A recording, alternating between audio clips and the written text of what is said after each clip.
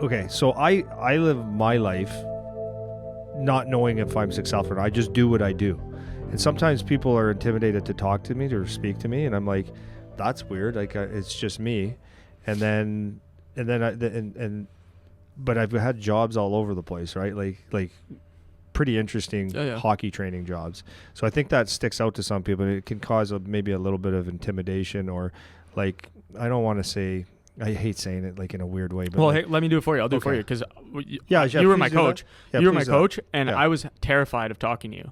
Right. But while you were just training me, it wasn't terrified is the wrong word. It was intimidating, right? In awe, I was like, hey, this guy trains NHL players. He knows who's the best. He's going to be constantly judging me as a player because he's the hockey guy. Okay. So he's a hard person to approach, even though that wasn't the case at all. But that's just what it seems like. So there you go. Yeah. Okay. Thanks. Okay. So that's explains that. So I was sitting there, and my old friend of mine who's not successful but is successful. Like it's Okay. Yeah, I know, but I know he's not. I wouldn't say he's successful, but he's got a pretty good mind. He's actually to know and not to do is not to know. That's him. Okay. That's him to a T. To a T. Yeah. That's him, and I'll tell you who it is after. Mm-hmm. Maybe you know already. Okay. So we were in my office, and we were just discussing and talking, and so I was revealing to him, because we come from the same place, in back home, and it's a rougher area. Rougher, we're talking how, like, a lot of us, good that you can even have any success coming out of there.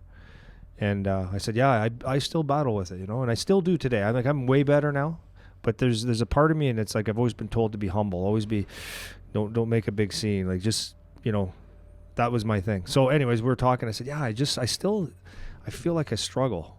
This is like 5 years ago. Like, there's this confidence. Sometimes I just don't believe in myself. Like, and going on that thing, we had a good talk, and he goes, can I help you with this? I'm like, yeah, well, give me your advice.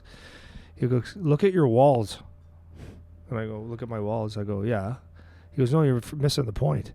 So on my walls in my gym and in my office, there's some very, very high success in there that I see every day, but I forget, of people that I've trained. Picture of me and Igor in Russia, and all these different things telling me that you are worthy and you are good, and this is what you've done. And people that I continue to train already know that these are the people that I trained. And it's like the success wall talks to you. So I would say that if you have, like, it's another form of being a coach, is find your successes. And when I look at my success wall, when I really look at it, I played with this guy, trained this guy calls me every day, this guy there. Oh, okay. That changes your opinion of yourself, because it's easy to go down the rabbit hole of not believing in yourself or talking yourself out of things. And one of the things that was a huge thing, and that was another thing I wrote down, was going to Russia. And anytime I get a new group of NHL guys, it's like I sit there and I always go, okay, am I worthy? And when I went to Russia, I could have talked myself right off the plane. Mm-hmm. Honest to God, I could have talked myself off. Like, this is a big thing. I could win or lose. I could end my career right now, or I could gain so much more respect. And it was a battle of talking. And the bottom line was that you do it and you get the results because you're prepared. But the success wall is great. Now, you might not, so a kid listening to this might not be able to say, well, I don't have a picture in Russia with Igor Larionov, and I don't have a Team Canada jersey, so I'm not successful. No. Build your success wall. So look at yourself and ask yourself, okay, what have I done that I can say I'm success? And it might not be a wall, it might be a sheet of paper, it might be quotes or whatever, but it could be you won, you made the AAA team. You're the... you won the athlete of the year, and those are successes. I can make the girls laugh. I can do this, I can do that. And those are little tiny successes that make you believe that you can do something. And there's everybody has something that I wouldn't be willing to do or want to go through 100%. Yep. And you did that. Like, I look at you and you say, okay, I looked at the hours and the detail that you spent in your university and playing hockey and the time management and stuff like that. And only you know what that's like. Yeah. And that was hell. Yeah. I mean, it was a learning experience, but it was hell. And you can put that on your success wall and say, I did that. I know that I went to university and nobody did what I did. You can say that. I know you can. Yeah. And that's a success. So, like, you're tougher than anybody. in whatever way that is. And when you understand that you have a success wall and that you've done successes, no matter how small they are, they build up. And then you can tell yourself that, you know what, I am worthy. And you can always go back to them. You can look at it, right?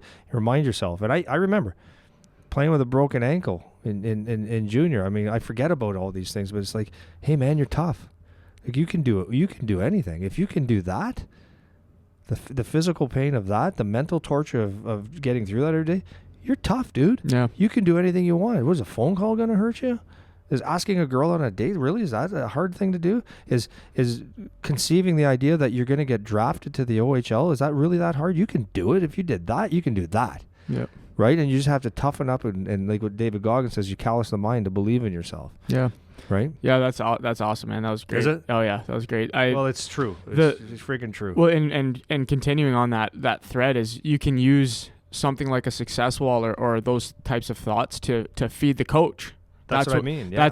So use those things as fuel, right? So one of the things that I started doing just over the last couple of weeks, I was listening to one of my buddies. He started a podcast, and he had a couple people on that were talking about gratitude, right? And one of the things that they do in their own ways is they just write things down either in the morning or at night before they go to bed that they're grateful for and whatever. I do it every morning. So I started to do it before I go to bed now. I've been doing it for a few weeks. Is that all?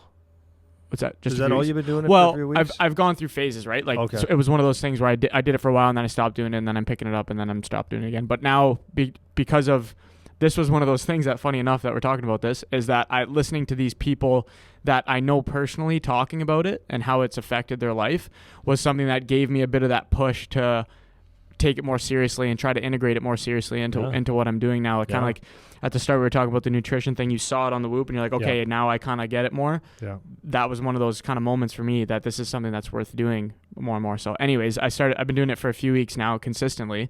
And one of the things that you can do as a player is, whether you say you're grateful for it or not, whatever it is, you can just take 3 things that maybe you've accomplished or that you've been successful with or that you do well or whatever, and just write them down, right? Write them down, whether it's in the morning. And we've talked about this a lot too. Like, I can't stress enough, like, how good it is to have like a journal or something to write down in. And you might think that it's lame, especially I'm going to interject because I'm not as rough as they come, but I'm like rough, dude. There's not a whole lot of girl in me. Yeah. Right. Yeah. And I was reading that from Charles Poliquin and a couple of people that I thought were successful. And it was a gratitude journal. Like, just every day write 3 things down that you're grateful for.